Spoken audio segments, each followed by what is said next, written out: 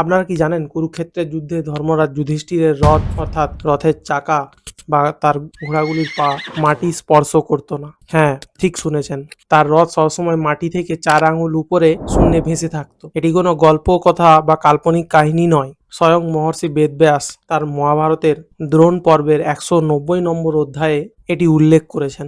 সেখানে বলা হয়েছে তার রথ আগে পৃথিবী থেকে 4 আঙুল উপরে উঠে থাকতো, কিন্তু সেই অলৌকিক ক্ষমতা তিনি হারিয়ে ফেলেছিলেন যুদ্ধে একটি মিথ্যা কথা বলার জন্য।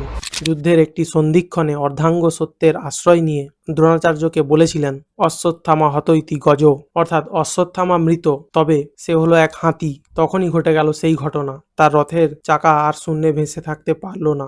মহাভারত বলছে যেই মুহূর্তে তার মুখ দিয়ে এই ছলনা বা মিথ্যার প্রকাশ ঘটল, ঠিক সেই মুহূর্ত থেকেই তার দিব্য রথ সাধারণ ভার সহ্য করতে না পেরে সশব্দে ভূমি স্পর্শ করল।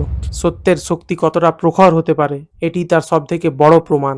ধর্মের জয় হোক। আমাদের প্রাচীন শাস্ত্রে লুকিয়ে আছে এমনই সব বিস্ময়কর সত্য। যাই হোক, আপনার কি সত্যে বিশ্বাস হলো না অবশ্যই কমেন্টে জানাবেন ইয়েস নোর মাধ্যমে।